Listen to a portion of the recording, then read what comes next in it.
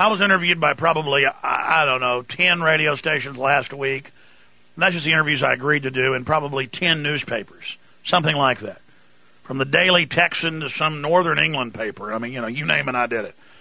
And they always go, okay, well, if 9/11's an inside job, give us exactly what happened. That's like if the police go to somebody's house because they got a tip and they dig up 15 bodies in the backyard, but the guy won't say if he did it or not. They've just got, it's in his backyard and there's pictures of him burying the people. So we know he did it. We're not sure what year he did it, how he did it, where he picked these women up, who they are. And it's the same thing here. We know the hijackers, absolute admitted fact.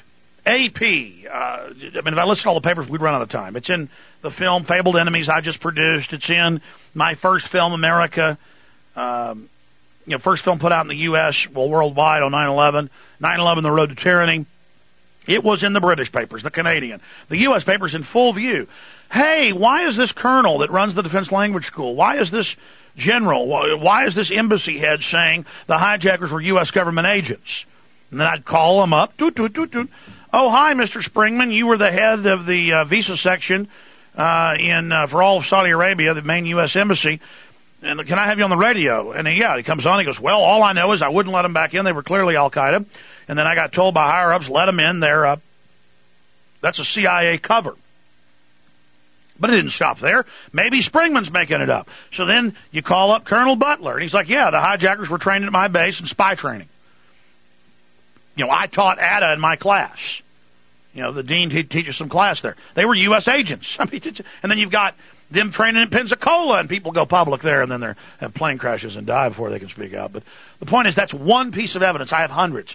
I don't know what happened, man. All I know is the government was running drills that day of attacking the same buildings at the same time and used drills to make NORAD stand down. All I know is the U.S. troops were massed around Afghanistan in the months before to attack it, and Bush signed the launch order the day before, source MSNBC, Associated Press, Reuters.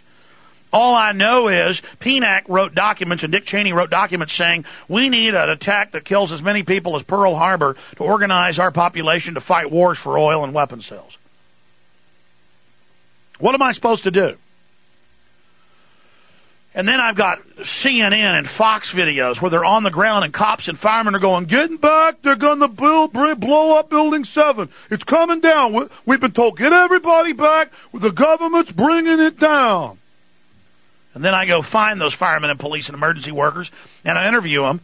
And I go, well, you're on the video. You're out there with Amy Goodman, and then you're told to get back. And what'd you hear?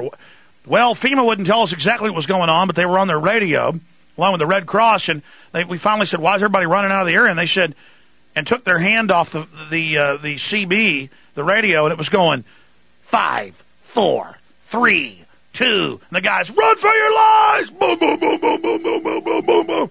I mean, I'm supposed to ignore that? I mean, seismographs pick it up.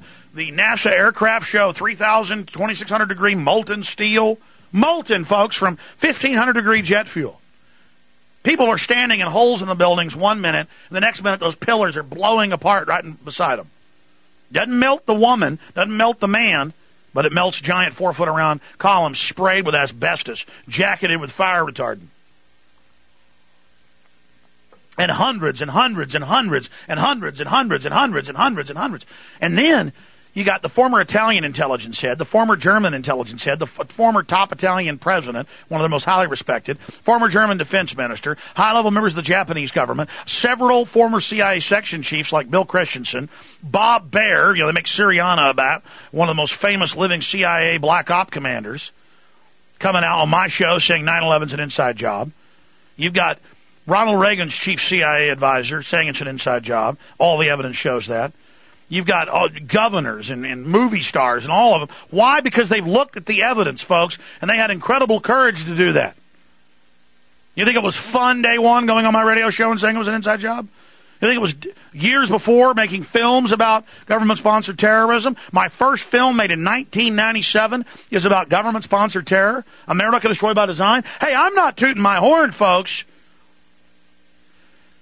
As Winston Churchill said, a lot of people in their lives get run over by the truth, run into something really incredible. But most people get up and dust themselves off and act like nothing ever happened.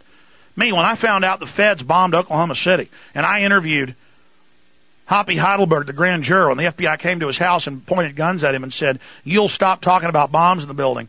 And when they killed cops in Oklahoma City who would speak it out about the BATF in there with bombs.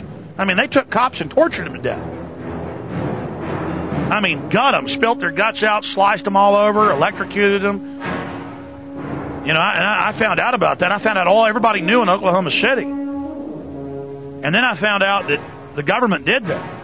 And I found out that the FBI cooked the bomb, trained the driver, gave them the detonators in 93 for the first World Trade Center attack. See, I was into this before it ever happened on 9/11. By the way, the next one's going to be bigger than that if we don't expose false flag terror. Stay with us. Your call straight ahead.